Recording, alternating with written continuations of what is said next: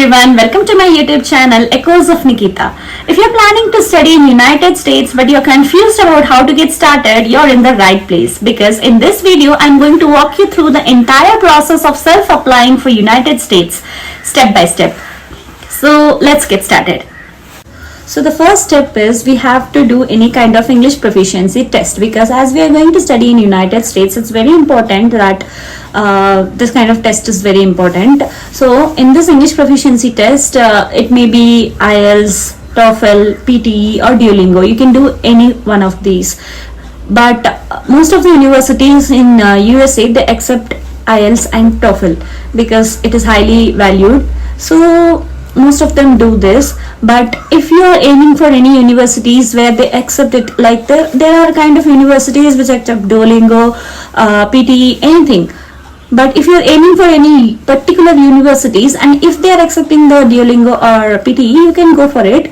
Otherwise, it is recommended to do IELTS or TOEFL, because if you do IELTS or TOEFL, you will get high options, like you will get a lot of options in universities, because lots of universities in USA, they accept this IELTS and TOEFL. So it's recommended to do that.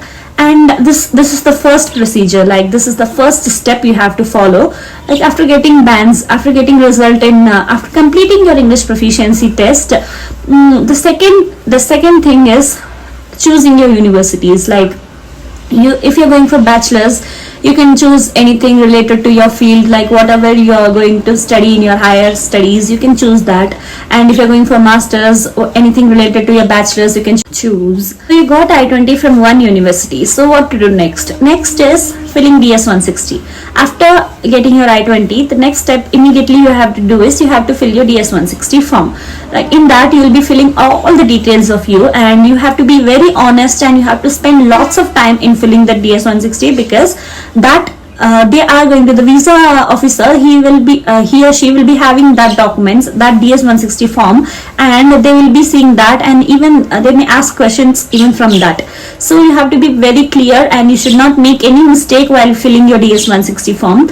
So you have to fill it. After getting I-20, fill the DS-160, and that's it. Okay. And then next step is you have to schedule your visa interview date. After filling the DS-160, the important thing which I want to tell you is, after filling your DS-160 form, do not submit it. You need not submit it to do the next procedure. Like, don't submit it, because even in the last moment, your mind may change. Like you may think of any other universities. You may suddenly get I-20 from any other universities before 5 or 6 days of visa interview, right? So you can change that at that time. So do not submit it, because you're going to pay the fees, and if you submit it once, you have to pay that fees again. So do not submit that. Just fill it everything, and we just need that form number. So you can use that number without submitting it also. So after filling your DS-160 form, the next procedure is that you have to schedule your visa interview date. Like whichever date it is available, or whichever date it is convenient to you in your home country or somewhere else. It is up to your preference, up to your choice, that you can do anything. You can schedule your visa interview date. And after that, we all know that what should we do? We have to prepare for the visa interview. And as you're not going to see any consultancy, you can prepare it by yourself using ChatGPT or using YouTube or anything. You can prepare it by yourself. And yeah, after preparing everything, and after you're done for everything, so before 3 days of your visa interview, you have to pay your service fees. After paying your service fees, all the work is over. So you just have to wait for your interview. And while you're going for interview, you have to take all these documents, like service fees receipt, DS-160 form, and this one I-20, and that English proficiency thing, and all of your documents, like all of the transcript, your educational transcript, your documents, everything you have to keep with you. But inside, they just ask the DS-160, I-20, service fees receipt, only these things they will ask. But you have to be aware that you have to take everything, because they may ask anything at that moment. So be careful about it.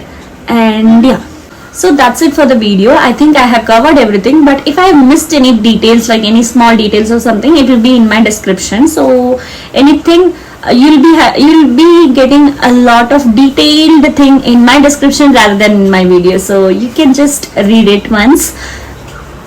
So yeah, that's it. So if you like my videos, please do like, comment and subscribe my channel. So thank you guys.